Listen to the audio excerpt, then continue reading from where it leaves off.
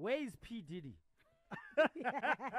We believe that you know where P. Diddy is, okay? We saw you posing out at David Guetta's wife's birthday celebration in Florida. We've got the receipts. There's a picture with you and P. Diddy. Where is P. Diddy? Okay, how many years ago was that picture? Let's start there. Let's start there. Your mornings with Malume Tap. Your morning guest this week is the one, the only DJ Capital Cap. Welcome. Good morning. Hey. What's good, brother? Yo, man, we've been wanting to make this happen for a while, but you're a booked and busy DJ, so we finally made it happen.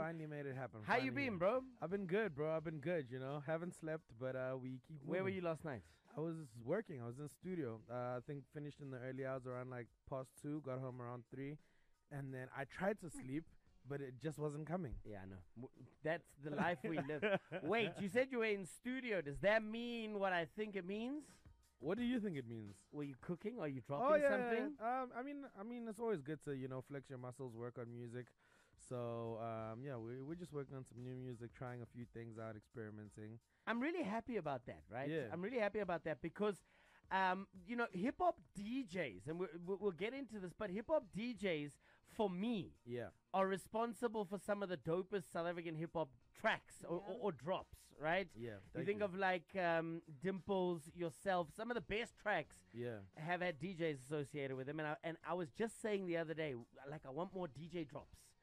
Okay. So that excites me. We'll get to that, but we always start right at the beginning. So let's rewind. You've always been into hip-hop. You've always been, some would say, a hip-hop nerd. You're one of those like traditional hip-hop scholars.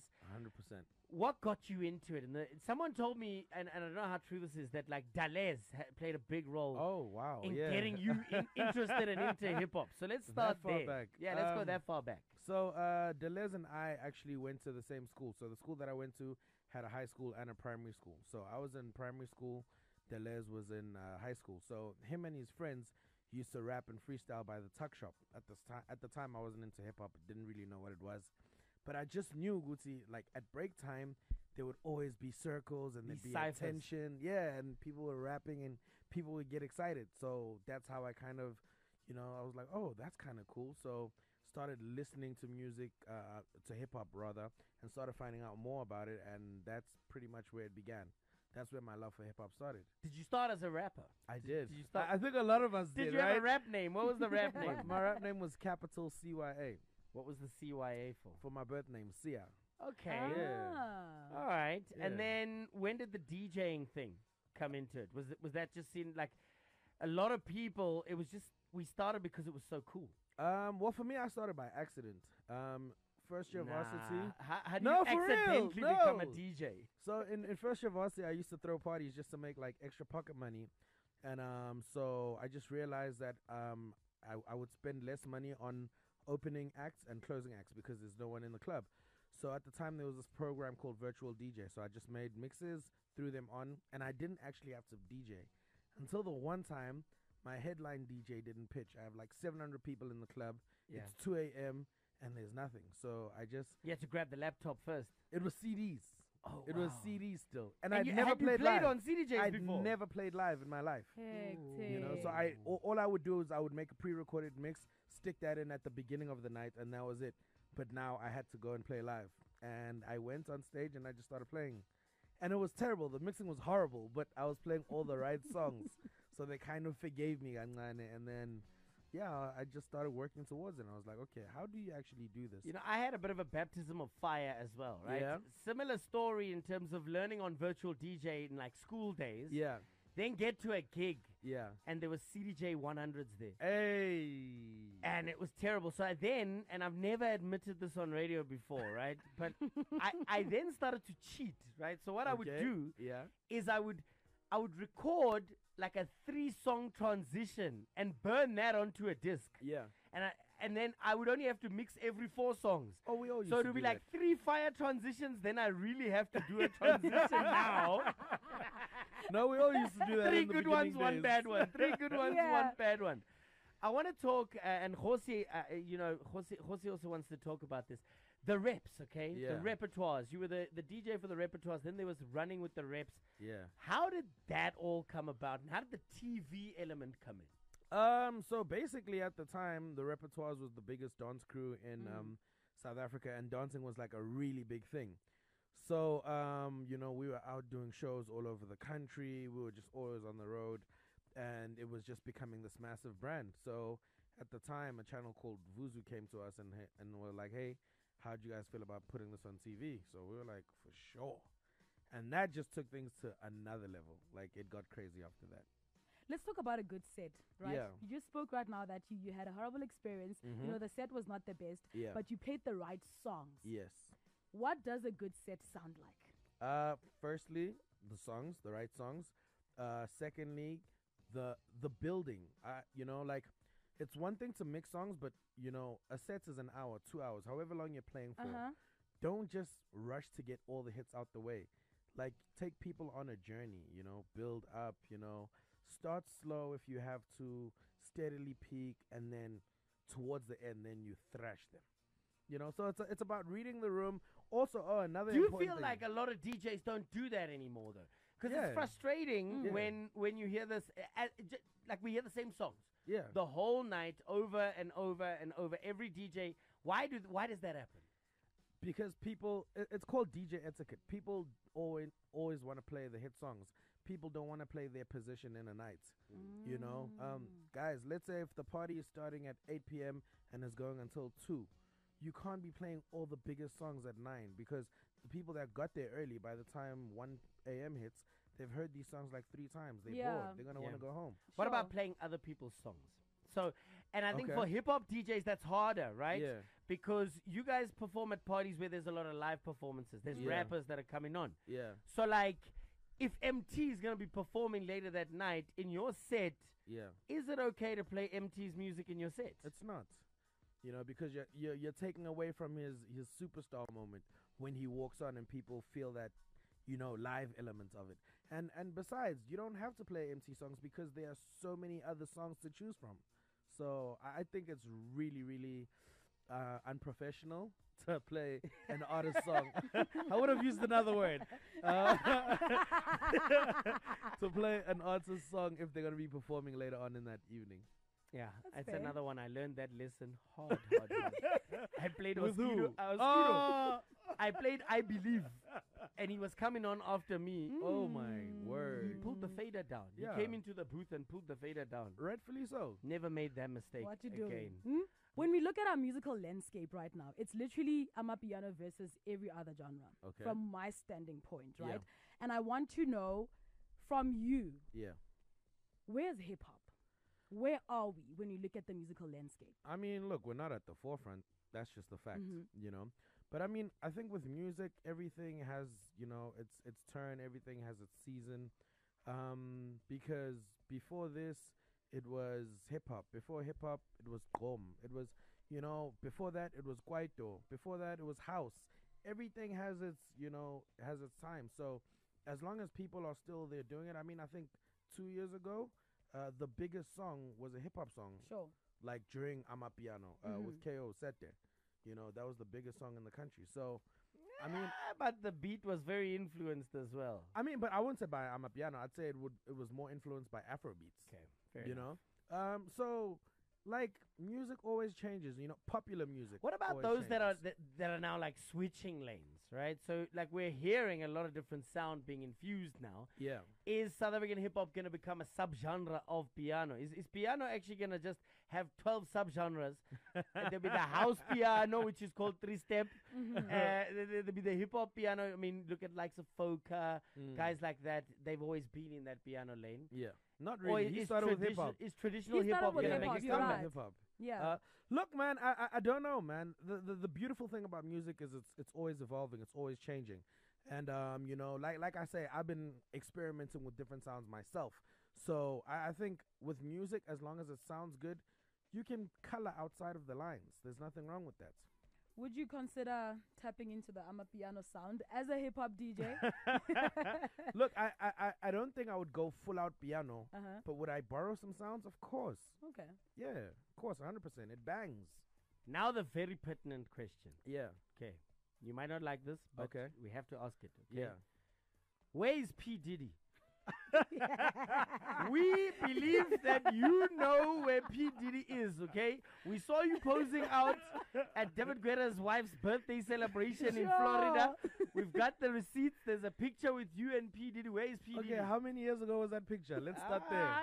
Let's start there. So what's happening now? There's been a build-up of all Do of you these have him things on throughout the WhatsApp? years. Where is he? I do not know where that man is. Please, that man has bigger problems than to worry about me. You know? Ain't that a fact, yo? Thanks, though. Look, man, I just use that as an intro. You are a global DJ. You're a jet setter. You travel all around. Before I ask what's coming up, what's been the coolest musical travel experience that you've had so far? Wow. Coolest country to go and tour, to play in. Give us a story. Oh, my word. There's so many. I don't know which one is the best one to tell. You really put me on the spot here. I wish I was more prepared for this question. Look, man, I think every country comes with its, oh, okay. I've got one. Okay. So, in 2019, I was living in New York for 2 months. And so I'd met Swiss Beats when he was here in South Africa. Mm-hmm. So when I touched down in New York, I reached out. I was like, yo, I'm in the city, can we link at some point? He's like, cool, he's in Europe, but as soon as he gets back, he'll hit me. When he got back, he's like, what are you doing tonight? So I'm like, nah, nothing. He's like, okay, come through. I've got this gig where I'm showing some of my arts and I'm DJing. Cool. So I get there, I link with him, some of his team that I'd also met here in South Africa. Great, we're having a good time. What was that like? Maybe Swiss Beats say to you, what are you doing tonight? Dude. I know before you texted back, they were like, oh, I'm doing whatever. You tell me what I'm doing, Swiss. So cool. We're out there, we're vibing, he's DJing, everything's cool. 30 minutes later, his wife arrives, Alicia Keys. Mm-hmm. Oh, okay. Oh, my goodness. A little bit of starstruck, shocked, but I mean, she's his wife. Not that shocked that she's there. Yeah, sure. Right? And she is the life of the party. Like, as soon as she gets there, she's like, why you guys look so chilled? Yo, where's the tequila? We're like, okay. I'm like, okay. Cool. So now we're rocking, maybe an hour later, Ty Dolla $ign pulls up. And then I'm like, wait, what? Like, I'm a huge Ty Dolla $ign fan. But I'm chilling backstage, I'm like in my little corner, whatever. Eventually, I'm like, yo, man, I just want to say I'm a huge fan. I don't want to bother you, whatever. And he's like, yo, why do you think you're bothering me? I'm like, no, I'm a DJ You're in the back section, home in South man. Africa. Yeah. Wow. So sometimes when I'm out, I just want to party and, chill. He's like, nah, I'm literally just here with my security. So now you're going to be chilling with me. Like, what? So now I'm partying with Ty Dolla $ign. So Ty Dolla $ign and I get lit. And as I'm about to leave, guess who walks in? No. A drunk Nas. Wow. Nas was so wasted. But like Nas just walked in. Like, I was like, guys, what's actually happening here? Like, my mind was just like, I couldn't believe everything that was happening. I think that's the craziest party I've ever been And you got to see bottle service in dollars. Yeah, but I mean, they were paying. No, that's what I'm saying. Yeah. you get to realize. Speaking of bottle service, right? Yeah.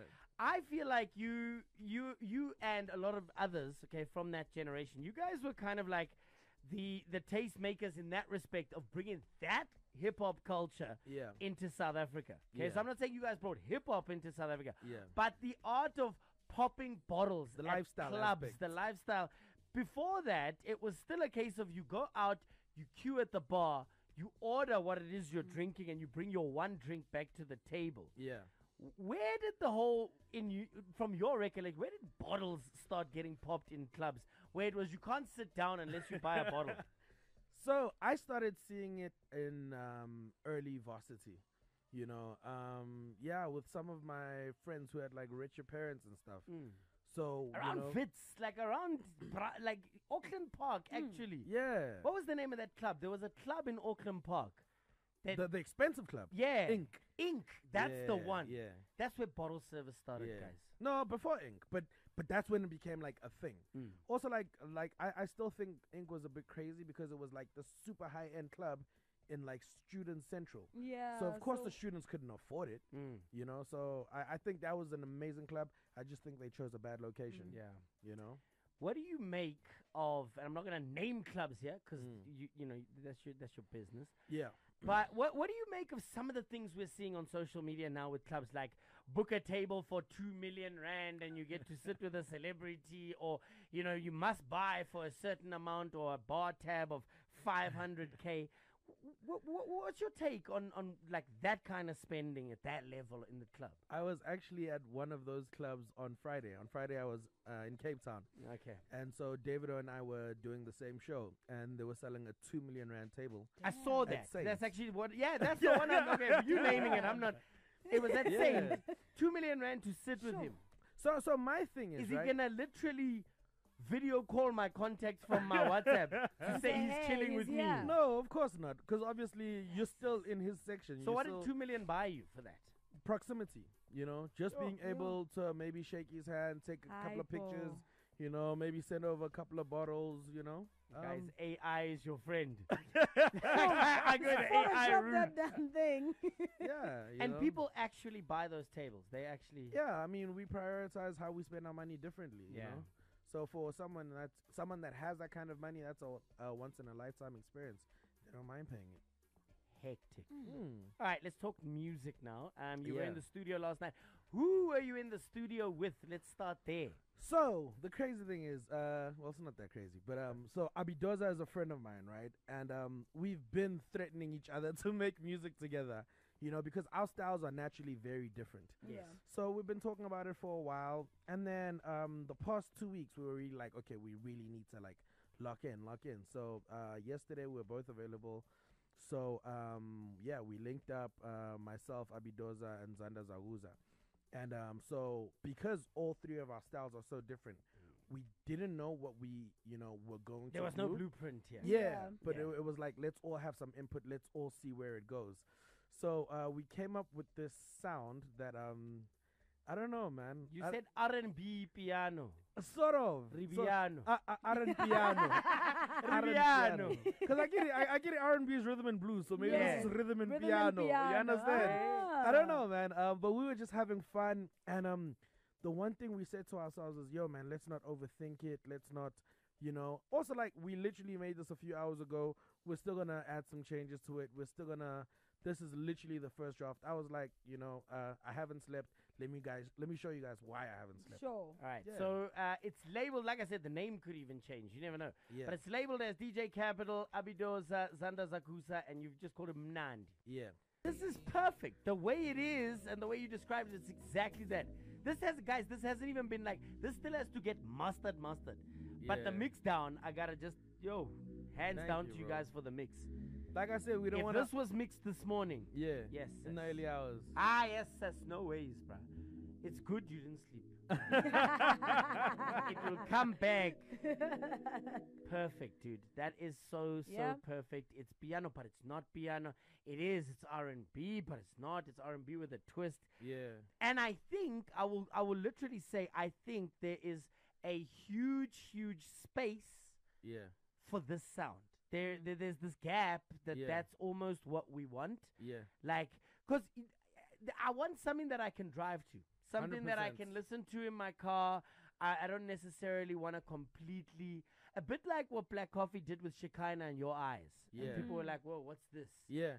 This is like on that tip. And I promise you, we're going to take a quick listen to some reactions. But that was fire, yo. Shout out. Malma bombo. Ay, it's a fire, brother me. Thank you, Moshe, aka Moses, and he goes by both names.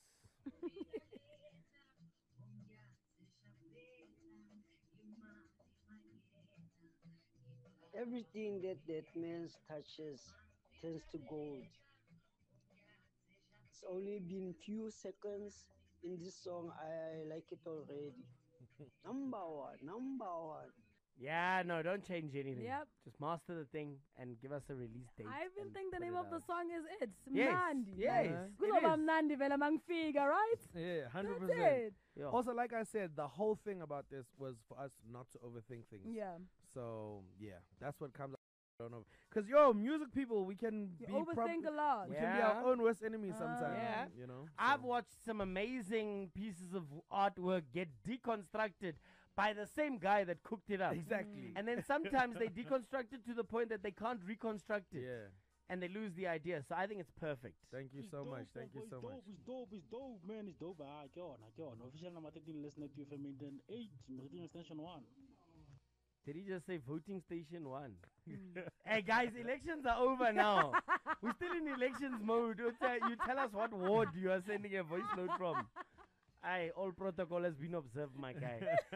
Anyway, what's coming up next? What can we look forward to other than obviously the tracks that are gonna drop? But gig-wise, where you at?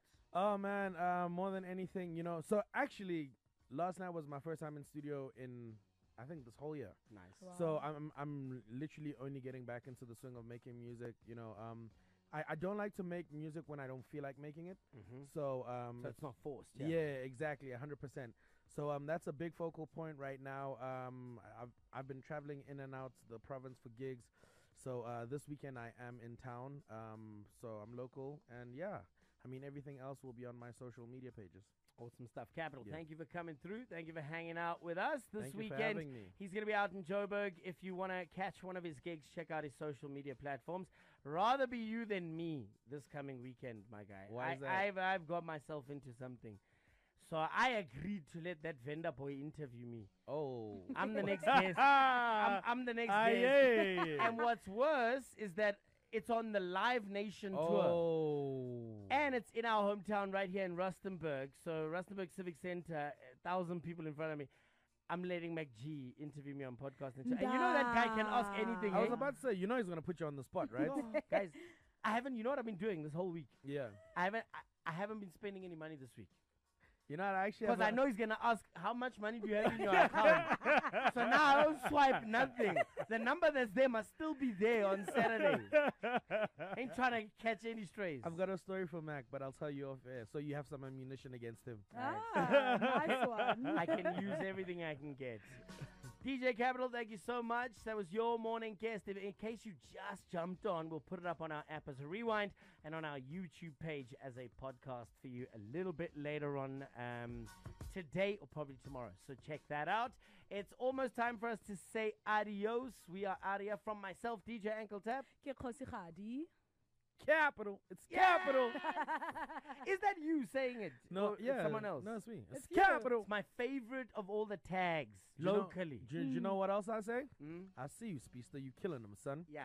That's your voice too? That's my voice. Hey. Best a voice fun in the fact. game. Best voice in the game. That is a fun fact. Yeah. Cool stuff. Yeah. Yeah. Internationally, I got lots that I like, but locally, Capital. Yeah. And he's I also been used to- Capital all And morning. you know what? Capital. One of the best tags we ever had was from DJ Dimples, and he stopped using it. And I remember going up to him in the club, and I'm like, dog, we need that thing back. And he brought it back. That lemonade leads to smiles, and smiles cause dimples.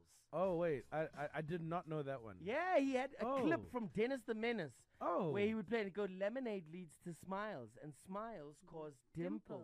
Oh. Dimples. Then he'd like loop that. I just thought you were talking about the hello cat. Yeah, I didn't even use know that that one. sometimes. You see? Yeah. Anyway, we out of here. Say bye, girls. Bye, girls. girls.